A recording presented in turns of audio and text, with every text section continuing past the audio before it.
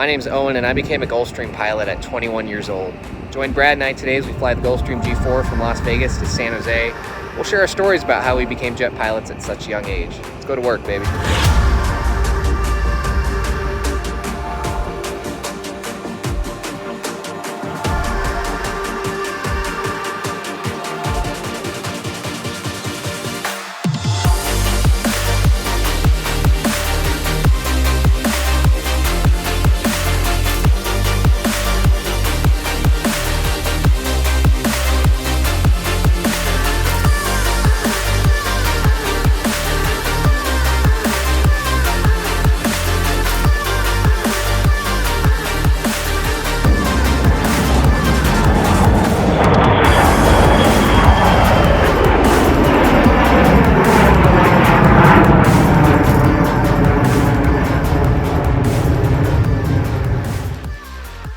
Alright, you guys know the drill.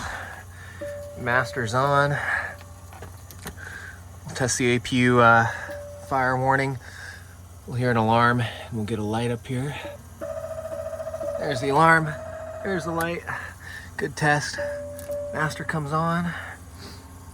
Low oil pressure light. Let's make some noise, huh?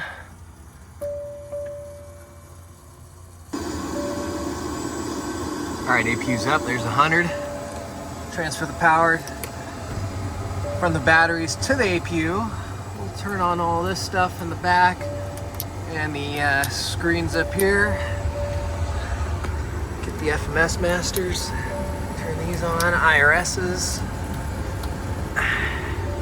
There you go. The beast is awake. Alright guys, so first things first, we're going to call ground and get our clearance so that way we know what to input into the FMS. Sometimes it's not always what we file. Sometimes we can get a full route clearance, and if you put it in the box first and you get something different, you have to wipe it out and do it all again. So we're within our window to pick up our clearance, so I'll call ground and get our IFR. Ground, Gulfstream. We have Echo, we're going to San Jose. Gulfstream, Henderson ground, you're clear to the Kilo Sierra Juliet Charlie Airport via the Oyota 2 departure. Kino transition as filed. Climb via the SID, accept, maintain 6,000. Expect flight level 400, 3 minutes after departure. Las Vegas departure frequency is 119.4. Squawk 6723. Alright, we're cleared to San Jose. It's the Oyota 2 departure Kino transition that is filed. Climb via the SID, accept, maintain 6,000. Expect flight level 400 in 3 minutes, 19.4, 6723. Gulfstream, readback is correct. Advise with current ATIS information when ready for taxi. We'll code. Thank you. Alright, so there you have it. Oyota 2 departure. That is a RNAV departure, and it's an immediate right turn to keep us clear of the Las Vegas airspace. Ground, runway 35 left, taxi via Delta. Take the headset off. We'll build this into the FMS. 295 Papa Lima. Get this bird ready to go to San Jose. Alright, so here's our nav log. We're going to start by putting in our destination into the FMS. We'll close it out, and we'll start by building our departure. So we're expecting 35 left. It's going to be the Oyota 2 and the Kino transition. We'll activate that. And once I'm done putting this in, I'll verify all those waypoints correspond with the points on the departure. So after Kino, we have Rusmi, so we'll throw that in. Remember, we were as filed after the departure, so it's whatever we have filed. So Rusmi goes in right there. And then from there we join the Razor 5 arrival into San Jose. So we'll go to nav, arrival, plan runway 30 left in San Jose, load the ILS off Clyde. And we have the Razor arrival, and there it is, Rusmi. And there we go. Activate that. That is our entire route for this flight, and as you can see, it automatically loads the speeds and the altitudes for the arrival coming into San Jose, so super nice. We'll load our performance data here. We'll be cruising at Mach 80. We are going up to, per our flight plan, 40,000 feet. So we'll put in 40,000 right here. Winds up there are going to be 234 at 99. So we'll put in 234 at 99. right there. Drag 40 down, bring it over. We're gonna have 8 passengers and about 400 pounds of luggage. Go to perf data. And here's where we put in the current conditions for Henderson. So we'll come here, check the METAR variable at 4. That doesn't help me too much, but looking outside at the windsock, it looks like it's about going right down the pipe. For the purposes of this, I'll just put 350 at 4. Already knows the temperature. None of these apply, all these work. Flaps 20. We'll use rated power. It'll come up with some numbers here.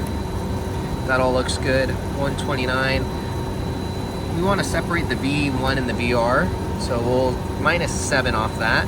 122, and that'll help balance our field perfectly. See how these numbers are just about balanced? That's what we're looking for. So there we go. We have our flight plan. We have our performance numbers. Here's our ref speeds right here. These will box as we're taking the runway, which signifies that all the conditions for takeoff have been met. Flaps are where they should be, ground spoilers are armed, but in the meantime, speeds are going to be starred. So, got our clearance, got our numbers, got our flight plan.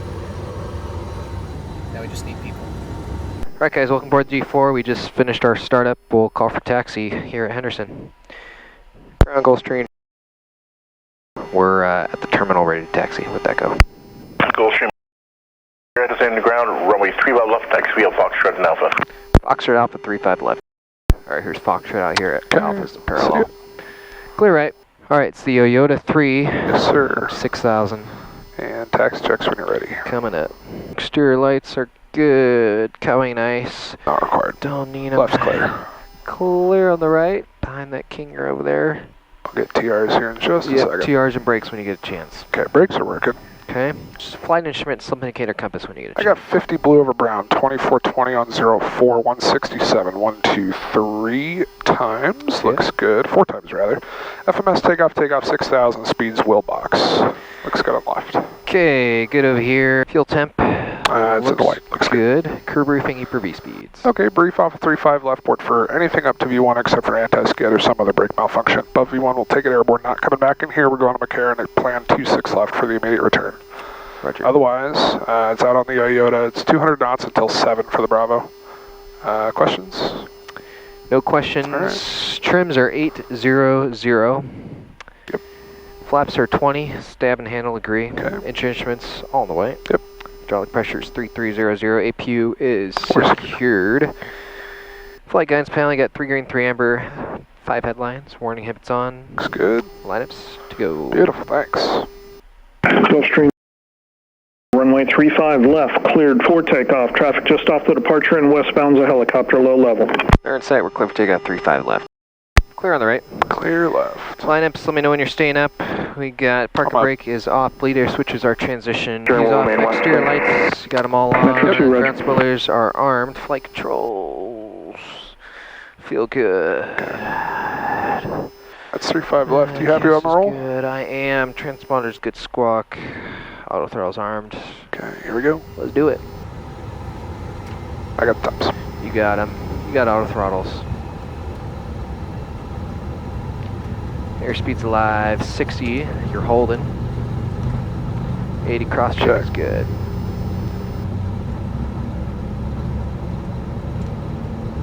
V1. Rotate.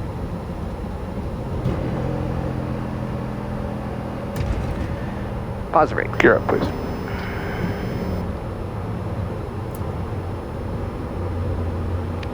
Here's the turn.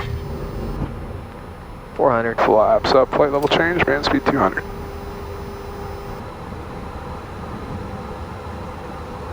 You swing that heading bug around. Got you. Gulfstream, contact Las Vegas departure, good day. Good day. Departure Gulfstream. Right at 3.7, climbing V up to 6,000.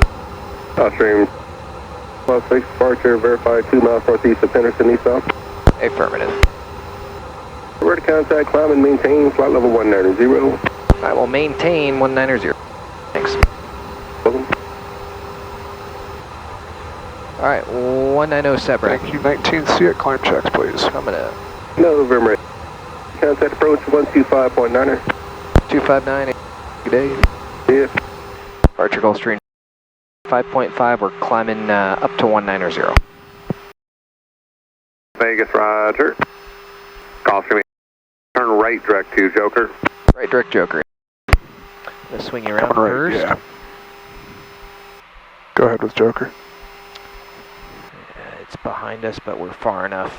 LNAV available on your Thanks, go for it, and I'm taking auto speeds. So if you guys are wondering where I put Brad into a heading mode and a right turn after we were given Joker, it's because Joker is almost directly behind us, and I wanted to make sure if I gave him a direct to Joker on the LNAV that it didn't make a left turn to Joker, so started pointing him in the right direction with the right turn on heading. Once we were far enough where I knew it would make a right turn on LNAV, I gave another direct to him, put him back, if that makes sense. So, because the controller did specify a right turn, so I want to make sure we do that. Using that situational awareness. That's right. Climb checks now. Gears up, flaps are up. Flight guidance panel looks good. Lights are still looking good. Ignition don't need and ground spoilers are off. Pressurization is climbing and steady, doing what it should be. Auto throttles look good. Instincts off. Altimeter is good for now. APU secured. Let's go to Joker. Going that way.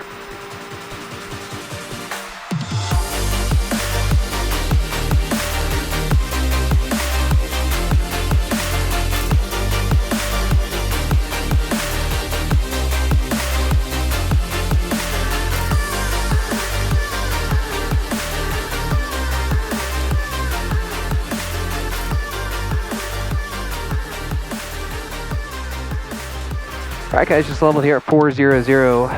Now what everybody wants to know, how did we become jet pilots at 21 years old? Me and the G4, Brad and the Citation Sovereign. Brad, would you like to kick things off? Maybe give a brief overview about your situation at the time. Sure. Kind of how you ended up in the right seat of a Sovereign at 21. Yeah, so to start off, and the overriding theme of my whole career is that I've been exceptionally lucky. I was in the right place at the right time a couple different times, and it happened to work out. It's funny because I can trace my entire jet flying career to one conversation I had, and I remember exactly who it was with, where I was, and what the context of it was. Did you know at the time that what it would lead to? Had no idea. I was actually doing him a favor. Supposed to just finish my college flying, right? And then one of the assistant chief flight instructors at the school said, you know, hey, we really need somebody for this course, otherwise they're going to cancel it. I don't have anybody enrolled for it right now. Would you mind enrolling? And you know, it helped me out basically. So the course was to go fly a 340 and a 421 for the university. So I went and did that, put on like 25 hours of multi-time that I otherwise wouldn't have had. Yep. Flew with the two guys in the program, that assistant chief and then another assistant chief, and made good friends with them. They introduced me to one of their friends who had a 414, but he didn't have a medical, so I was flying with him, and I was the PIC on those flights. So wound up with like 50 hours or 51 hours of multi-time. And my office at the college, because I was a flight instructor there, my office at the college was across the hallway from a guy who ran a scholarship committee for the University Aviation Association. So he'd come by probably every week or so, and we'd just chat. Got to be good friends. But he told me about a month or two before graduation, he was like, hey, I got 4 type ratings to give away, and I don't have enough applicants yet on the scholarship. Would you mind applying? So what's your total time problem. around this time? I was at 900. Wow, so I hadn't even crossed 1,000. Yeah, so 900 hours or so. I was teaching for the university at the time. So I go and get a first class medical because that was the only requirement I hadn't met. But the minimum was 50 hours of multi, which I wouldn't have had if I didn't do the 414, which I wouldn't have had if I didn't do the 340 and 421. Yeah. Anyway, so I applied for this thing. Turns out there were only 6 applicants for the 4 type ratings. So I was lucky enough to get one of them. Wow. And go to CJ school a month after graduating college, go get the type rating, come home and see an ad on Facebook for this Citation Sovereign SIC based out of John Wayne for a charter company. And I was like, well, I am woefully underqualified. They wanted like 2,000 total time, 1,000 hours of multi, 500 turbine, whatever it was, like Wyvern SIC minimums. And I'm like, well, I'm woefully underqualified, but I'm local. I'll apply anyway. So I applied. Got a call about 2 days later. They're like, hey, can you come to Lake Havasu to interview with the owner? Sure. So jump in a 172, fly out to Lake Havasu, go interview with the owner, and he very rightfully was suspicious of my low time and my low experience. He's had airplanes for 60 years. He's, he knows his way around the industry. He's an instrument-rated private pilot too. Wow. Knows his way around and knows when somebody's really green, which I was. So go and interview with him. He said he wanted me to do basically a prove-it flight in a CJ, which the charter company also had. So I happened to just have the type rating, which I got a month prior. So I went and did a prove-it flight from Thermal to John Wayne in a CJ. And they hired me right after that. And it turns out I was a last-minute hire for the position because they had a crew kerfuffle and they couldn't staff it. So I was there and qualified enough, and the owner signed off. So 2 weeks after I left CJ school, I was back at the same sim house in the Sovereign program. And that sim house, the instructors share between the CJ and the Sovereign. So I come back and I'm in class day one with the Sovereign. Like, did you get lost? Like, did you just never leave? Are you, full time? And anyway, so yeah, it went really well. But yeah, so I started flying the Sovereign because I just right place, right time. But I can trace it all the way back to that conversation I had in the summer of 2016 with the one guy who wanted me to come fly the 340 because he didn't want to get his course canceled. That's an awesome story. Yeah. Here we are. Here we are in a G4. Yeah. Yep. Thousands of hours later for you in the Sovereign, right? Yeah, I have a little over 1,200 in type in the Sovereign. I've got a little over 3,500 citation hours. Wow. So my story's a little different. Just to set the scene, it's the summer after COVID. The flying has slowed down significantly. I'm 21 years old, got about 2,000 hours. Not much jet time, mostly flying turboprops and pistons, but just really hungry to get into a jet. So a friend hit me up that summer and said, hey, there's a charter company. They're new, they're out of Phoenix, and they have a fleet of G4s, and they're looking for pilots. And I said, okay, that sounds great. What makes me eligible? I mean, what's the catch here? He said, well, the thing is they're not hiring full-time guys. They're hiring independent contractors, but if you're down, I'll get you in. I had no idea what I was getting into. I had no idea what an independent contractor was. If I had my videos to watch at the time, things would have been a little better, but anyways, I heard G4 and I said, sign me up. So because I was an independent contractor, that means I had to pay for my own training. So I spent almost every penny I had on this G4 type rating. It came out to about $25,000. That was kind of under the impression that I would make it back within the first couple months of contracting. So I go through school, 22 days, my first type rating. Kind of had no idea what to expect, but we powered through. It definitely was not easy, but I had some good friends that happened to be in the same class. We all worked together and studied and made it through. So I came out of that with the PIC type rating and about $5,000 in my bank account with hopes and dreams of flying around the world in this Gulfstream G4. And guess what? For the first month, I don't think I flew. This company didn't call me, and I was like, shoot, I have this PIC type rating with 0 time in type. I'm worthless. If they don't call me, I'm screwed. Luckily, about a month later, I finally got to do a couple trips. Got to about 25 hours in type, but it still was not as busy as they had kind of promised, right? So I was like, shoot, I got to figure something out.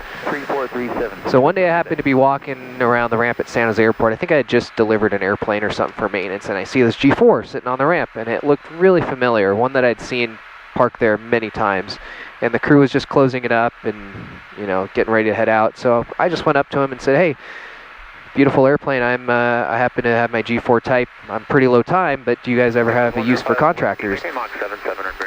And he said, matter of fact, we're looking for a third guy to act as our backup as a contractor. Let me get your info and see if we can arrange something. So with now 25 hours in type, I had secured another client as a contractor in the Gulfstream G4, and thank goodness I did, because that was my big break. I ended up flying for them more than I did the company that I was originally going to fly for, and luckily made all my money back and more pretty quickly, and got some amazing experience in the Gulfstream G4, learning from 2 really knowledgeable captains. That was my big break. If that hadn't panned out the way it did, things would have gone a lot slower with this other company. So what I did, I highly do not recommend paying for a type rating with no time in type. Luckily, it just happened to work out, me being in the right place in the right time, and going up and introducing myself. It just happened to work out, but not a normal situation at all. Unusual progression. Yeah, so I definitely got really lucky, but that's what it takes sometimes. Like, this industry is a lot about luck. And I'm a firm believer that luck is opportunity meeting preparation, right? So like if you're ready for it and the opportunity presents itself, one to go, and it's armed. You know, if you're ready for it and the opportunity presents itself and you can jump on it, you got lucky, but only because you were prepared for it. Right. You know, So again, don't recommend dropping $25,000 for a type rating and then going out to find work. Even with the 25 hours I had when the San Jose airplane brought me on, that's still almost unheard of. These two guys saw something in me and were willing to pull some strings and mentor me as a G4 pilot and ultimately give me the kickstart I needed to excel in a career as a G4 pilot. So the stars kind of aligned in multiple different ways for me for a successful outcome in this uncommon scenario. So that's my story. That's Brad's story. They're two very unique stories and not common, so just wanted to share those and hope you find those interesting of how we ended up here in the seat together. Yeah. So it's funny how that kind of stuff happens too. Like, right. You know, we've known each other for a long time, and I know we've said that on previous videos too, but the fact that we're both sitting here flying a G4 is kind of funny. Right. You know. All right, starting the descent into San Jose. We'll run through the descent check shortly and be on the ground soon. 64. All right, go for it. Okay, on to 30 left, hopefully. We're coming in on the arrival over Clyde to the approach. We've got the LPV, or the RNAV rather, with LPV minimums backing it up. For 30 left, we'll exit left, going to Atlantic. Questions? No questions. I'll give him a call soon. We got FMS is set 139 for your ref. Okay, thanks. And I verified the arrival already. Awesome. Flight instruments are all good. Looks pedals good. No all flags, set. no changes. Pedals are good. Okay, Calvin, you guys know the pressurization is in landing and coming down. Yeah, and we're set down here. Okay, circuit breakers above me and behind you, all looking Above good. me, behind you. Okay, boost pumps, crossflow. Forward turn and no crossflow. Nose steering still on. It's on. And I'll bump the pump with the gear. All right, thanks. Alright. Pilot discretion, may take call 240. All right, PD 240. I'll just keep her coming down. Yep, that'll work. 3812, I'm going to just let it catch the VNAV. Cool. 24. 24 set. If you guys are wondering what we're doing right now, Brad is about to push the VNAV button. That's a vertical navigation button. So we have a little pointer here that is on a path to intercept the altitudes for the arrivals. So this arrival we're on, we'll put a plate up on the screen. It's the Razor 4, and if you notice, it has a lot of altitude restrictions on the arrival. For example, stubble, at or below 27 or at or above 24. Now we're not descending via yet, but in anticipation of a descend via clearance, we're just kind of following the profile down to our altitude of 240 for now. But what the VNAV is doing is because we have the arrival programmed in the box, it already has those altitudes programmed in. So if we hit the VNAV, the airplane will automatically descend to meet those altitude restrictions per the arrival, which will take a lot of brain power away from us, right? Instead of having to do the math or, you know. Let Honeywell figure it out. Exactly. So obviously it's our job to verify it's doing what it should be. We verify that the altitudes and speeds are correct in the box. We verify if it's coming down correct rate, but so far it's looking good. Yeah, and I'm just leading the speed a little bit because Gulfstreams, particularly G4s, don't like slowing down when they're clean. Yep. So even though the FMS will eventually go to auto speed 280 and slow down to meet the restriction at stubble, I'm leading it a little bit so that way it's not fighting it at the last minute to get there. Totally. Because the extra 20 knots of speed for the next 2 minutes is not going to make any difference. So as I just mentioned, we were cleared pilot's discretion down to 240. That's not a descend via clearance, so we are not descending via the arrival. However, if you notice on the plate, we still have to cross stubble at 280 knots. Descend via the Razor 5 arrival, west transition. Descend via Razor 5, west transition, X here. 4 thanks. All right, so we now cleared descend via, so with that VNAV captured, that'll take us all the way down to the bottom of the arrival, meeting each of those points. So perfect. That'll do. So if you remember a few minutes ago, there is a speed restriction at stubble. Yeah, so the speeds on arrivals, departures, instrument procedures, any published speed, those are part of your lateral clearance, not your vertical clearance. So it doesn't matter whether you're cleared to descend via, what altitude you're at, anything like that. Those are binding as soon as you receive your IFR clearance. Contact NorCal approach 126.47. 2647. See ya.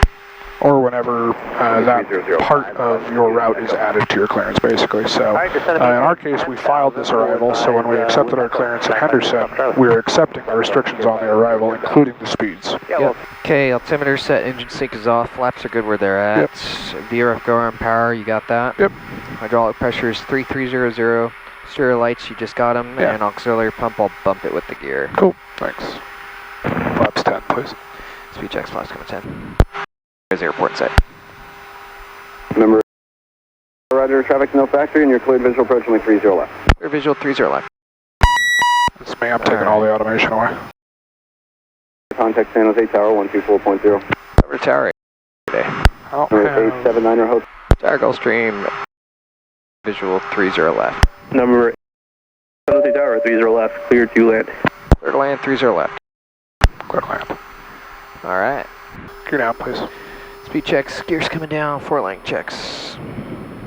Okay, gears down, 3 greens, nutcracker tested, ground spoilers are armed, cast system is clear, flaps full to go, warning inhibits on, ignition we don't need, feet in position. There they are. Okay, 4 length checks are complete, standing by full flaps. Thank you. Alright, full flaps, 4 lane checklist. Speed checks, flaps Or the coming rest of it, I full, should say. before landing checks are complete. Cool, thanks.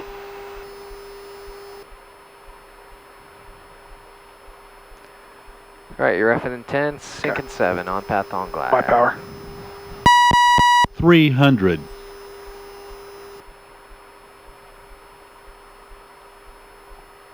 I'm visual, continuing below. 200. Roger.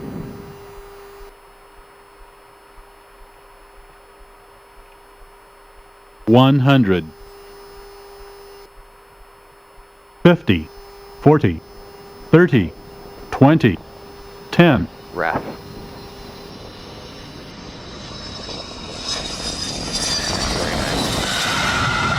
We have 6 lights, 120 slowing. My tops. Your tops.